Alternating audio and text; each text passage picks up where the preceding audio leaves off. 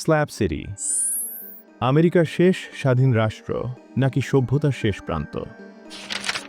আমেরিকার মাঝখানে এমন এক জায়গা আছে যেখানে কোনো পুলিশ নেই, কোনো কর নেই, কোনো সরকার নেই। এখানে মানুষ বাস করে, কিন্তু কেন? কেউ বলে এটি স্বাধীনতার স্বর্গ, কেউ বলে এটি সভ্যতার পরিত্যক্ত আবর্জনা। আজ রহস্যময় পৃথিবীতে আমরা ঢুকব সেই জায়গায় যাকে বলা হয় স্ল্যাব সিটি। ক্যালিফোর্নিয়ার মরুভূমির পাশে সল্টন সিয়ের কাছাকাছি অবস্থিত স্ল্যাব সিটি এমন এক জায়গা যা কোনো মানচিত্রে ঠিকভাবে চিহ্নিত নয়। একসময় এটি ছিল ক্যাম্প ডানল্যাপ নামের সামরিক ঘাঁটি। যুদ্ধ শেষে সরকার চলে যায়, কিন্তু রয়ে যায় বিশাল কংক্রিটের স্ল্যাব। আর এই স্ল্যাবের উপরেই জন্ম নেয় স্ল্যাব সিটি।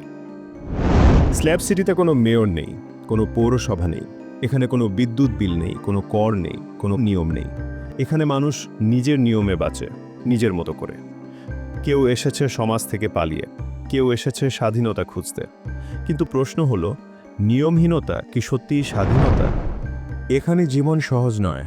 পানি দূর থেকে আনতে হয়, বিদ্যুৎ আসে সৌর প্যানেল থেকে, গ্রীষ্মে তাপমাত্রা ৪৫ ডিগ্রি ছাড়িয়ে যায়। তবুও মানুষ থাকে, কারণ তারা স্বাধীন। স্ল্যাব সিটির সবচেয়ে বিখ্যাত নিদর্শন স্যালভেশন মাউন্টেন। এটি বানিয়েছিলেন লেনার্ড নাইট, যিনি ভালোবাসা ও বিশ্বাসের বার্তা দিতে চেয়েছিলেন।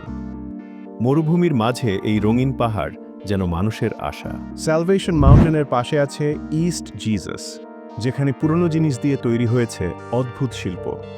কেউ বলে এটি প্রতিভা, কেউ বলে এটি পাগলামি। কিন্তু স্ল্যাব সিটির উজ্জ্বল রঙের নিচে লুকিয়ে আছে অন্ধকার। চিকিৎসা নেই, নিরাপত্তা নেই, আইন নেই। কিছু মানুষ এখানে অপরাধ থেকে পালিয়ে আসে। স্বাধীনতার মূল্য কখনো কখনো ভয়ঙ্কর। রাতে স্ল্যাব সিটি বদলে যায়। দূরে আগুন জ্বলছে, কোথাও গান ভেসে আসছে, আর চারদিকে শুধু অন্ধকার আর নিস্তব্ধতা। স্ল্যাব সিটি আমাদের একটি প্রশ্ন রেখে যায়: আমরা কি সত্যি স্বাধীন হতে চাই, নাকি নিরাপত্তার বিনিময়ে স্বাধীনতা ত্যাগ করি?